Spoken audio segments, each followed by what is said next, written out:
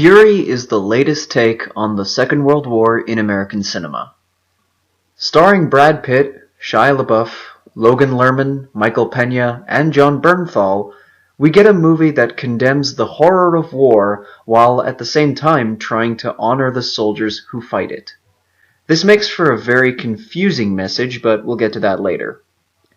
In the meantime, the story is about a crew inside a Sherman tank which they've named Fury, presumably because they're all Marvel fans. Their nicknames are War Daddy, Bible, Gordo, and Coon-Ass. The newest member of the group is a fresh recruit named Norman.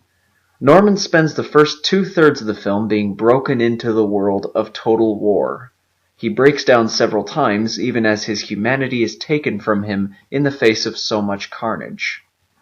War Daddy, meanwhile, is the ruthless leader of the crew, secretly holding back some PTSD of his own. The others are basically comprised of veteran soldiers, one of them a devoutly religious man whose supposed faith doesn't stop him from killing. The movie prides itself on its production value, and that pride is, for the most part, rightly earned. The tanks look amazing, the people look genuine, the feel of the movie is about as bleak as it needs to be, and very little brutality is held back. I honestly jumped in my seat at least 4 times throughout the film. Meanwhile, though, the plot is incredibly thin. I have no idea what the purpose really was of their tank mission towards the crossroads, except that they had to kill Germans. But really, the overall plot is just a clothing line to hang individual scenes off of. So we get the run-through of civilian interactions, a truly intense tank battle, and the final act where a last stand makes up the last third of the film. But if I had to pick the best part of Fury, it would have to be the meal in the German town. That, more than anything, captures the essence of war's dehumanizing effects. Norman and War Daddy enter a house which is occupied by 2 terrified German women.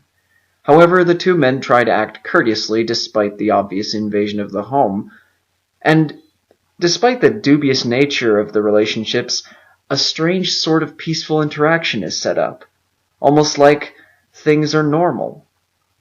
And then the rest of the tank crew comes in and changes everything. War Daddy and Norman continue to cling to their humanity, but the others bring the war in with them. They're violent, angry, and ultimately completely devastated because they can't pretend to keep up the illusion of a safe haven from the war. They're all so far gone that all they know is the rule of kill or be killed. This is the best written, best filmed, and best acted moment of the movie, and sadly the third act undermines this great anti-war message by glorifying the bloody accomplishments of these men. But in the meantime, the actors all do a great job with their characters, despite all the cliches. I was cynical about Brad Pitt playing a hard-as-nails World War II sergeant, much like he tried to do in Inglourious Basterds, but this time he pulled it off. I forgot he was Brad Pitt. I saw him as his character. Logan Lerman is also convincing, especially in a scene where he's forced to shoot a prisoner in the back. Bernthal and Pena have the least to do out of the main characters, but they have their own good moments. In the case of Shia LaBeouf, I've heard a lot of stories about his Daniel Day-Lewis method acting angering the cast and crew of this film, but for all he seems to annoy people, I still think he's capable of being a very good actor, and this is one of his best performances yet.